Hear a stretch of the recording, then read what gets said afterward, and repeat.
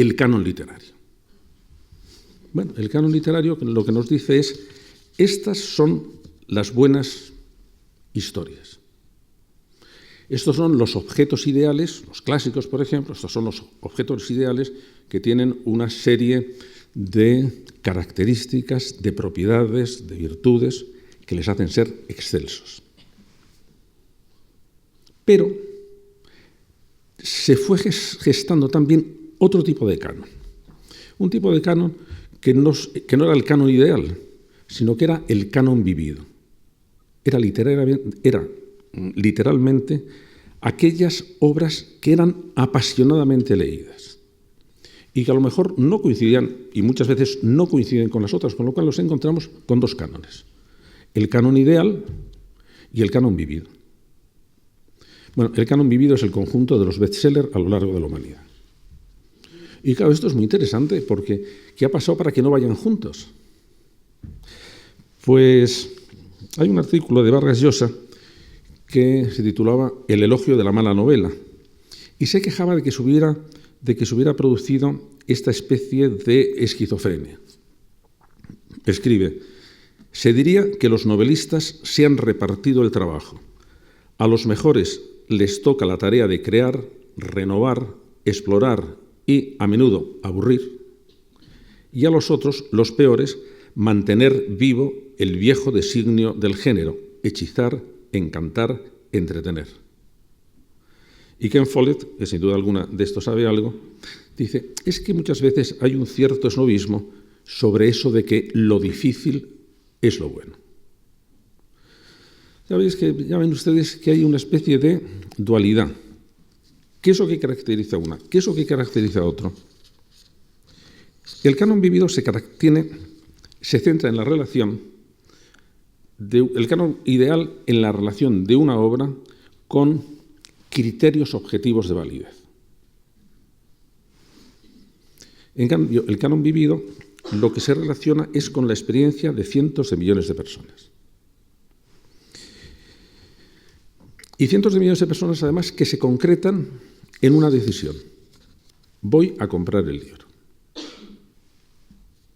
Bueno, entonces aparece un asunto que a mí me interesa mucho. ¿Por qué?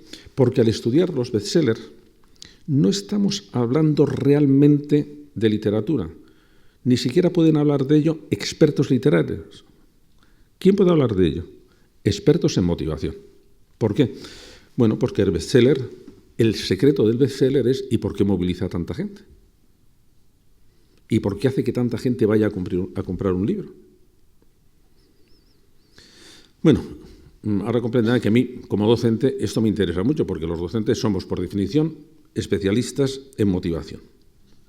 Hombre, ¿cómo no nos va a intrigar el que muchos de nuestros alumnos absolutamente reacios a leer hayan devorado los tomazos de Harry Potter? ¿Qué les pasaba? ¿Qué habían encontrado allí? ¿Cuál es este misterio? Entre mis alumnos ya de bachillerato, pero gente muy joven, por ejemplo, despertaba en ellos mucho interés, también poco lectores, El guardián del centeno de Salinger, que es una obra complicada. ¿Qué habían visto en esa obra? ¿Por qué esa obra les atraía tanto? Bueno, de aquí ya he sacado el primer consejo para mi bestseller filosófico, que es, detrás de todo bestseller, no sé si hay una mujer, pero desde luego lo que hay es un buen experto en motivación. Un escritor de bestseller no tiene que ser un buen escritor, pero tiene que ser un buen motivador. Es decir, tiene que enganchar con las fuentes de la motivación. ¿Por qué? Porque el estudio de los bestsellers es un estudio de motivaciones compartidas. A mí me parece que el primer gran deseo que los bestsellers tienen que satisfacer es la búsqueda del placer. ¿Por qué digo esto? Porque al estudiar por caminos separados la motivación, yo me he encontrado con que solamente tenemos 3 grandes deseos. Y ya sé que ustedes van a decir que tienen muchos más, y que si van al Corte Inglés, muchísimos más. Bueno, pero se pueden englobar en 3 grandes deseos que son muy importantes, porque si conseguimos satisfacerlos de una manera armoniosa, porque algunos chocan con otros, es lo más concreto que podemos decir acerca de qué es ser felices. Bueno, el primer deseo es que queremos pasarlo bien. Queremos pasarlo bien. Y claro, una de las cosas que le pedimos a un bestseller es que nos lo haga pasar bien. ¿Y por qué nos lo pueda pasar bien? Bueno, entre otras cosas, porque nos está contando historias. Y ya les he dicho que oír historias pues es una de nuestras grandes aficiones. Y es contar historias donde pasen muchas cosas, donde sean aventureras. Quiero que me distraigan. Quiero que me distraigan contándome cosas rápidas, bonitas. Distraer, divertir, significa que me saquen de donde yo he estado y me viertan en otra cosa. ¿En qué? En la historia que me están contando. De manera que esa es una de las características principales que tiene un bestseller. Está satisfaciendo esa necesidad que tenemos de divertirnos, de que nos alivien, de que nos aligeren un poco el tránsito de la vida, bueno, de que nos emocionen con cosas que son simulacros de emociones, que nos hagan sentir un poquito de miedo, un poquito de compasión, un poquito de, bueno, que nos entretengan mucho. Pero vamos a ver, ¿cuál es el segundo grupo de deseos que tiene que satisfacer un gran bestseller? Bueno, algo que tiene que ver con nuestro gran segundo deseo, que es la sociabilidad. Y a los bestsellers les interesa que sean cosas que tengan que ver con historias de otras personas, pero con historias, poco abstracto, historias de otra persona. Lo que les decía de este gran antropólogo de Robin Durban es que después de haber analizado estadísticamente horas y horas y horas y horas de conversación en distintas culturas, en distintas ciudades, en distintos idiomas, llega a una conclusión, que es lo que hace progresar el habla humana es el afán por cotillear. Pero lo dice en serio, ¿eh? Es decir, es que lo que nos interesa es ver qué le está pasando al otro. ¿No? ¿Qué pasa con todos los reality shows? Pues que no es que sean especialmente interesantes, pero son de otro.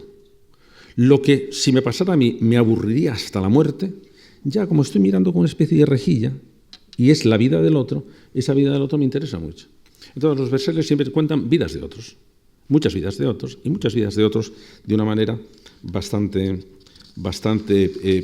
próxima, como si estuviera muy cerca de ellos. Bueno, tercer grupo de deseos. Este es el más interesante. El primero era pasarlo bien, el segundo era relacionarme socialmente, y el tercero, bueno, todos necesitamos sentir que nuestras posibilidades se amplían. No nos gusta vivir estancados. Nos gusta sentir que somos capaces de cosas, de sentir experiencias, de hacer cosas creadoras, de que la vida no está obturada. Por eso los bestsellers, en general, todos son optimistas, todos terminan bien. ¿Por qué? Porque están dando una visión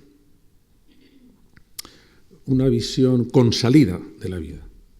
Es interesante, tiene que ver con las vidas de otros, pero además no me mete en callejones sin salida, sino que me están abriendo posibilidades, muchas veces, sin duda alguna, muy facilitas, muy simplonas, muy sencillas. Bueno, pero he terminado el libro diciendo, oye, qué bien está esto. Bueno, pues ahora hemos visto más o menos por dónde se mueve esta literatura vivida. Tiene que enganchar con nuestras grandes motivaciones. Esas motivaciones son tres: el placer y todo lo que está alrededor, pasarlo bien. Otra, lo que tiene que ver con otros seres humanos, porque soy un ser sociable. Y por último, lo que tiene que ver con la necesidad que todos tenemos de ampliar nuestras capacidades, de ver cosas que no habíamos visto, de satisfacer nuestra curiosidad, de emprender aventuras a ser posibles sin mucho riesgo, de sentir que somos más listos, más briosos, más inteligentes. Pero nos habíamos encontrado también con que a estas alturas de la cultura hay dos cánones. El canon ideal, que es lo que respeta los grandes criterios de evaluación,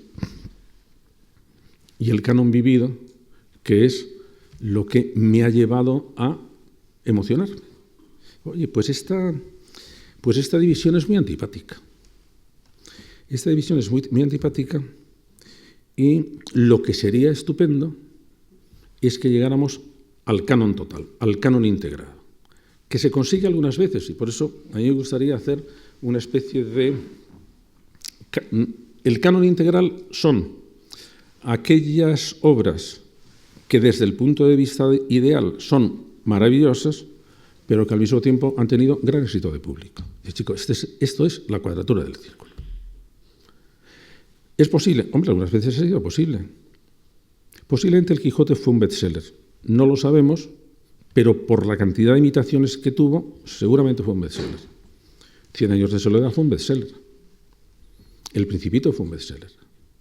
El extranjero de Camus fue un bestseller. Gran parte de las obras de Sartre fueron un bestseller. Bueno, tenían muchísima calidad. Fantástico. Eso es lo que yo quiero. Lo que yo quiero es, ¿y si consiguiéramos que los dos cánones se fueran acercando? Sería estupendo, porque además si traspasamos, les dije que los bestsellers tenían muchas ramificaciones económicas, literarias, psicológicas y políticas también. El objetivo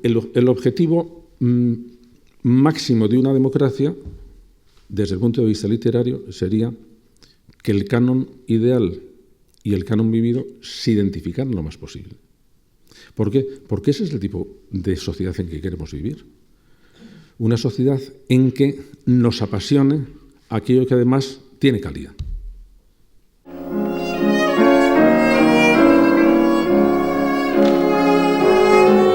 El tema de los bestsellers es uno de los grandes temas de la cultura actual, porque genera debate. Nada más empezar, si ustedes hablan de bestsellers, rápidamente alguien dirá, son todos muy malos. O rápidamente alguien dirá, yo lo que quiero es llevarme de vacaciones un buen bestseller.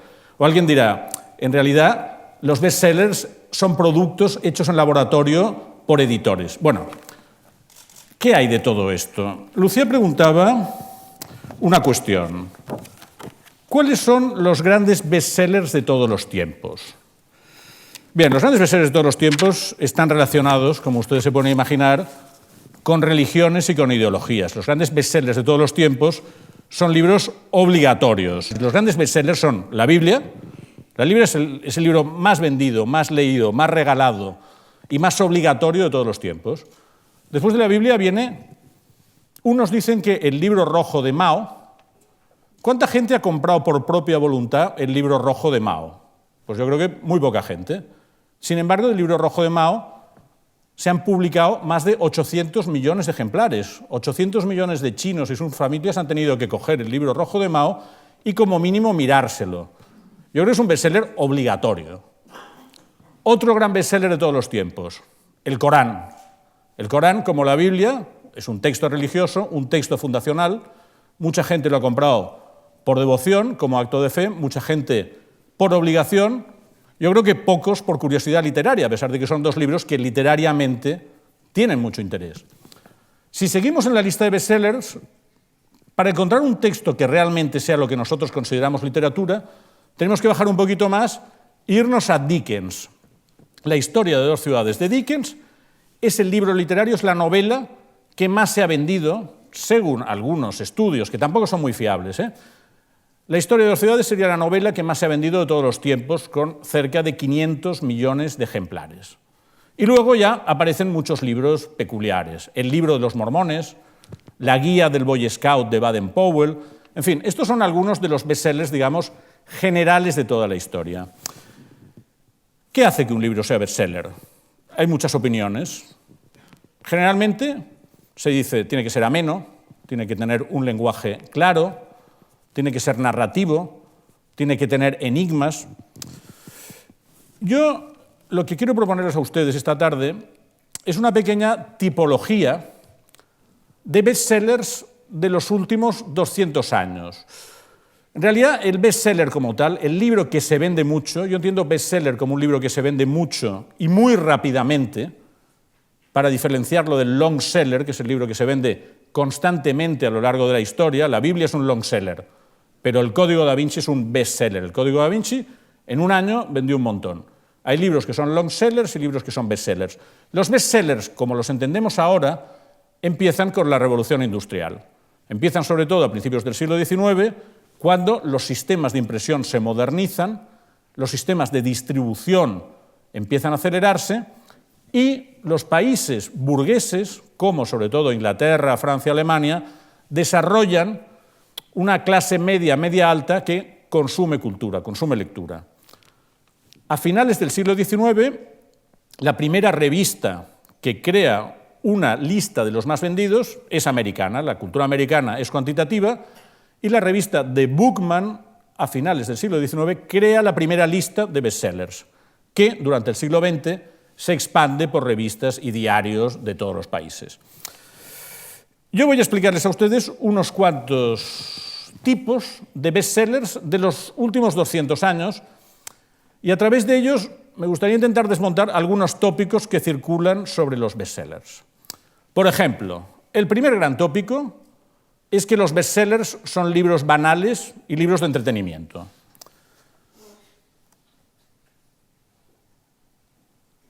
Eso no es del todo cierto, porque una primera categoría de grandes bestsellers son libros que mueven conciencias, libros que han servido para concienciar a la humanidad, a ciertas sociedades, de que había cosas que había que cambiar. Y, por ejemplo, el mayor bestseller americano del siglo XIX, comparado a las obras de Dickens, el mayor bestseller americano del siglo XIX es este, La cabaña del tío Tom. La cabaña del tío Tom es un libro desconcertante. Si ustedes van a los manuales literarios, probablemente se encontrarán aún hoy que se le califica de un libro no muy bueno literariamente, porque es una novela muy sentimental, con un lenguaje poco elaborado. Desde el mundo académico, desde el mundo universitario, muchas veces se dice que el bestseller no tiene calidad literaria, pero esto a veces es porque se considera calidad literaria la calidad de escritura y la calidad de innovación estructural. Y es cierto que la mayoría de los bestsellers tienen una escritura funcional y no proponen innovación estructural, pero hay una calidad que yo creo que nunca se tiene en cuenta, que es la calidad de imaginación.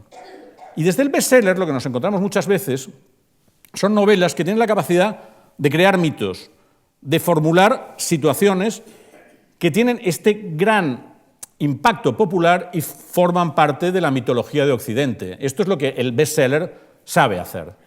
Otro gran bestseller, otro libro escalofriante. Ana Frank, una niña judía, de repente se ve obligada a vivir con sus padres en un piso oculto en un barrio de Ámsterdam durante 2 años, porque los nazis han tomado Holanda y están deteniendo judíos y mandándolos a los campos de concentración. El padre, que es un industrial, tiene este refugio y se meten en este pisito 8 personas. La familia Frank, un matrimonio amigo, el hijo y un dentista que va a parar allá por una serie de circunstancias. Entonces el libro también es un libro tremendo porque nosotros lo leemos sabiendo el final. Y el final es que cuando ya quedan pocos meses para que acabe la Segunda Guerra Mundial, los nazis y colaboracionistas holandeses entran en casa de Ana Frank, detienen a toda la familia, se los llevan a campos de concentración y mueren todos los del piso excepto el padre de Ana Frank. Todos los demás mueren, las 2 niñas, Ana Frank y su hermana, mueren de tifus, la madre muere de inanición, otros son gaseados, en fin, una cosa horrorosa.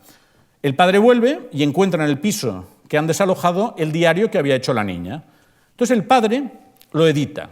El diario de Ana Frank, contra los que algunos piensan, no es un documento inocente, es un texto que hizo la niña, que la niña repasó con vistas a publicación, porque Ana Frank quería ser escritora, y que su padre lo encontró y cogiendo los 2 manuscritos, el primero de los apuntes originales y el segundo, que es el corregido, el padre hizo un manuscrito intermedio que se publicó y recorrió todo el mundo. Porque este libro lo que explica es la vida de estas 8 personas en este pisito encerrados, ese día a día, con la tensión de que si entran los nazis los detienen y los matan, pero que al mismo tiempo en el piso pasan las cosas normales de una convivencia cotidiana. La gente discute, a veces se pelea, la niña se hace mujer, le viene la menstruación, se enamora del hijo de los amigos de sus padres, rivaliza con su hermana por el amor de este chico, en fin. Es un libro que tiene aspectos de novela costumbrista, pero con esta tremenda espada de Damocles de que sabemos el final. Bueno, es otro caso de libro que no solo no se puede decir que es banal, sino que es uno de los grandes testimonios del siglo XX. Conclusión de esta primera tipología. Hay una línea de grandes bestsellers que son libros de mucho impacto, libros que mueven conciencias. Vamos a la segunda tipología. La segunda tipología sí que es lo que muchos de nosotros consideramos, cuando vamos al librero, un bestseller. Y pedimos, deme un buen bestseller. Bueno, ¿cuál es el bestseller típico? Pues un fresco histórico, ambientado en época, con protagonistas fuertes, con personajes potentes y donde pasa un poco de todo, donde hay amor, hay aventuras y uno se entera de lo que pasaba en un cierto momento histórico y atendiendo un poco la norma de enseñar deleitando. Uno aprende historia al tiempo que se deleita.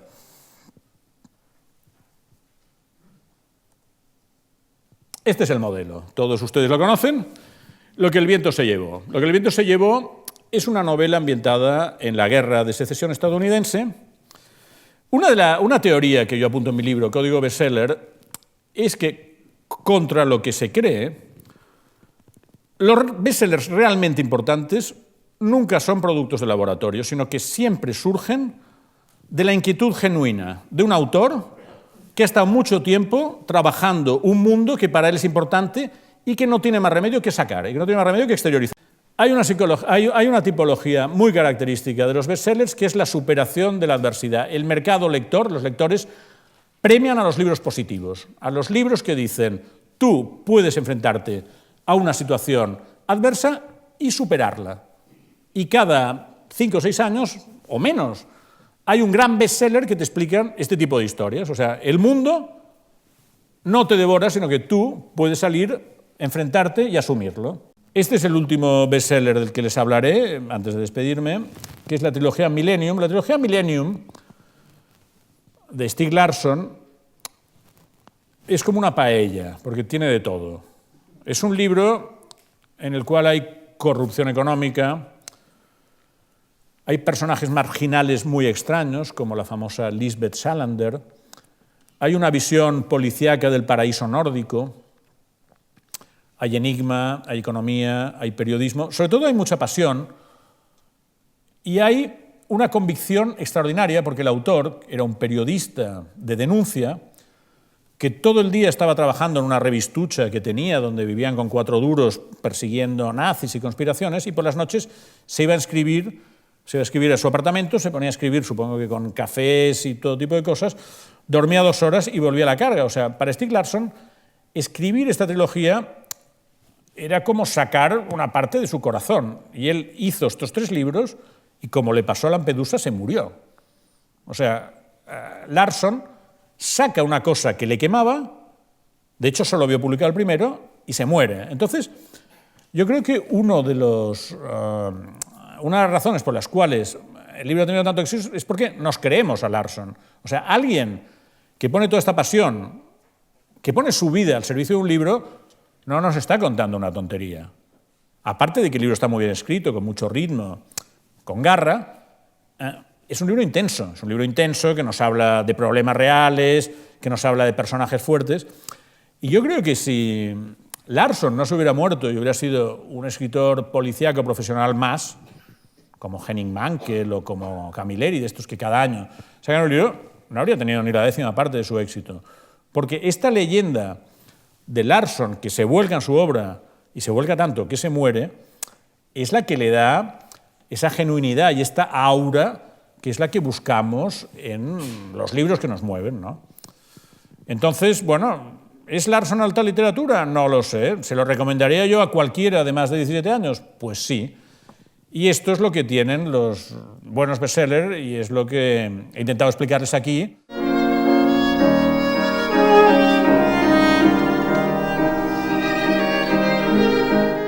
Hay algunos bestsellers Y ha habido bestsellers también situados en las listas, y especialmente en un país como España, que probablemente han vendido muy poco.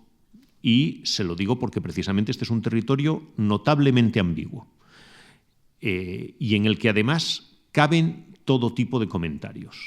Stephen Hawking, que lo publica Crítica en el grupo en el que yo estuve, en Grijalbo Mondadori, pues su historia del tiempo, supongo que no ofenderé a nadie si digo que es uno de los ensayos más vendidos pues de toda la España contemporánea, y probablemente y al mismo tiempo uno de los libros menos leídos de toda la España contemporánea. Es decir, hay una parte de filosofía clásica que Hawking recuperaba y luego una parte de disquisición moderna, vamos a decir, ininteligible pues para la mayoría de los lectores comunes. ¿Por qué ese libro se vendió tanto?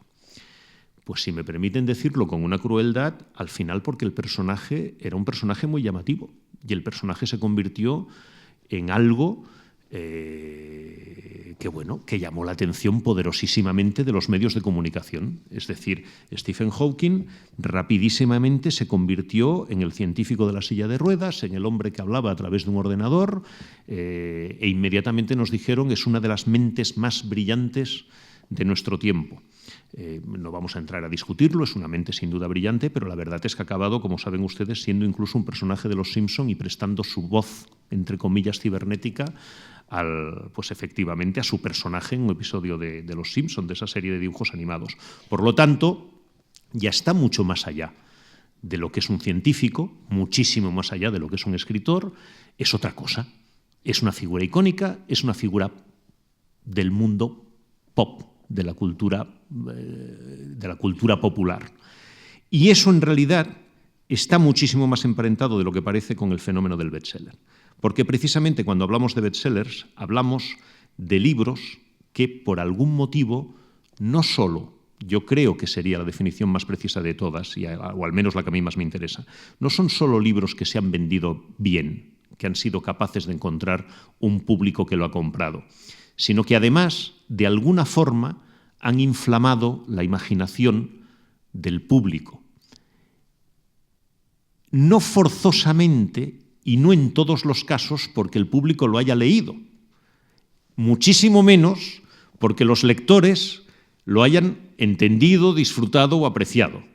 A veces ese bestseller lo que tiene detrás es una figura icónica, una figura pop, algo que empieza a parecerse a otras disciplinas, a un actor famoso, a un cantante de moda, y ahí tendríamos que hablar inevitablemente de que el auge del bestseller... A ver, los editores sabemos, incluso aquellos que se supone hacemos bandera de nuestro sello, pues los editores sabemos que la mayoría de los lectores al sello editorial le prestan muy poca atención. Sin duda, hay lectores fieles y hay lectores que, bueno, pues que miran los libros de Anagrama y miran qué es lo que ha publicado Anagrama, o Tusquets, o Siruela, o Edasa, o la editorial que sea, ¿no? O Tauros, lo que ustedes quieran. Pero ese número de lectores es muy escaso. La mayoría de lectores y la mayoría de compradores de libros, el sello editorial les importa, yo creo que relativamente poco. Y me parece que en estos momentos incluso importa cada vez menos el autor. Sigue habiendo lectores que siguen fielmente a determinados autores, sigue habiendo autores, aquí vamos a tener a Pérez Reverte, que sin duda tendrá una enormidad de público y de seguidores y de lectores, pero también hay cada vez más esta figura de lector que se compromete con ese bestseller, que es un fenómeno pop, si me permiten seguir insistiendo en ello, y que no se siente comprometido a nada más. Es decir, que compran el Código da Vinci, pero que no tienen por qué comprar Ángeles y Demonios, porque una parte va a seguir, pero otra parte no. Y esto, de nuevo, es un mundo en el cual no sé si tiene que ver con la civilización de las pantallas, con el zapping, o con esta sensación que tenemos de que ahora prestamos atención a muchas cosas a la vez y nos cuesta concentrarnos, pero evidentemente es un libro, un título, un autor, un fenómeno, un bestseller, lo que cada vez más claramente triunfa y lo que también cada vez más claramente un poco desaparece. En ese sentido, y en el pecado llevamos la penitencia, todos los editores buscan o buscamos bestsellers, pero también todos los editores sabemos que un bestseller puede matar el resto del catálogo. No solo porque en el sistema perverso de comercialización español, cuando uno tiene un bestseller, una de las formas financieras, y espero que se me entienda, para el librero de no pagar el bestseller significa devolver el resto del catálogo de la editorial, porque como funciona como una cuenta corriente, si uno devuelve el resto del catálogo, no tiene por qué pagar inmediatamente el bestseller, que efectivamente es lo que está saliendo por caja. Pero insisto, no solo por eso, sino porque en la búsqueda permanente del bestseller uno en realidad está buscando la excepcionalidad y por lo tanto va un poco en contra de la idea tradicional de lo que era una editorial, que era alguien que levantaba una bandera. Vamos a ponernos románticos y estupendos por un momento. ¿Qué es un editor? Un editor es un impresor venido un poco a más, pero es un impresor que se cree lo suficientemente estupendo como para plantar una bandera, un sello frente al mundo y decir, este soy yo, este va a ser mi catálogo y yo voy a garantizar que efectivamente los libros que imprima valen la pena, porque los he elegido yo, porque los he cuidado yo y porque los he editado, por lo tanto los he mimado yo. Después de la Segunda Guerra Mundial, cuando empieza realmente el mundo contemporáneo, es el momento en el que los editores están empezando a actuar, a mi juicio, los editores norteamericanos especialmente, imitando parte de los modos del mundo cinematográfico. ¿Por qué? Porque también empiezan a potenciar el Star System, porque también empiezan a gastar dinero en la promoción de un autor y en la promoción de un libro concreto, porque empiezan a poner dinero en publicidad, cosa que hasta entonces no habían hecho. Es más, si recuerdan los viejos paquetes de cigarrillos Camel, no sé si viene a cuento, pero los viejos paquetes de cigarrillos Camel americanos tenían una leyenda que más o menos venía a decir: no busquen ustedes ni premios, ni cupones, ni descuentos en este paquete de cigarrillos. Nuestra calidad es valor suficiente para justificar nuestro precio. Decían algo de este estilo. Y entonces los editores un poco hacían esto. Muchos editores se negaban sistemáticamente a mancharse con algo tan burdo como decir, bueno, no, el libro es una cosa seria. El libro lo recomienda un crítico, un profesor, se habla de él en los suplementos literarios y luego se vende por el boca a oreja, que eso sí, lo seguirán ustedes escuchando hasta la saciedad. Todos pensamos que sigue siendo el mejor vehículo comercial y el que realmente sustenta los grandes bestsellers y sobre todo esos bestsellers que acaban siendo long seller y que de alguna forma perduran. Pero hay una cierta connivencia, consciente o no consciente, entre el mundo del cine y el mundo de los editores. Los editores empiezan a darse cuenta, por supuesto esto también tiene que ver, ¿por qué aparece la novela de folletín en el 19? Bueno, pues aparece porque hay un público lector, y hay un público lector. El libro, ahora que estamos en este mundo de cambio tecnológico también, el libro no solo es la piedra angular del conocimiento en el mundo occidental, no solo es lo que sirve para estudiar en las facultades, no solo es esa piedra angular del ensayo y del conocimiento, es también la piedra angular, vuelvo a decirlo, de la experiencia de vivir otras vidas. Por lo tanto, el libro ha sido la gran fuente de ocio, de entretenimiento, de expresión de sentimientos y de forma, insisto, de vivir otras vidas y de aprender otras vidas. Probablemente hasta la aparición del cine no teníamos una forma tan evidente de asistir a la narración de una historia. Y precisamente por eso esa connivencia entre cine y edición y literatura o literatura popular, como lo quieran llamar, a mí me parece que no es casual. A mí me parece que evidentemente los bestsellers empiezan a existir tímidamente en el mundo norteamericano con esa confusión también de publicidad, de inversión en promoción, en autores, etcétera, pues digamos que inmediatamente después de la Segunda Guerra Mundial. Es cierto que en el periodo de entreguerras pues también han estado ahí levemente, pero al mismo tiempo que la industria cinematográfica también está desarrollando, insisto en ello, pues su sistema de Major, su sistema de Star System, etcétera.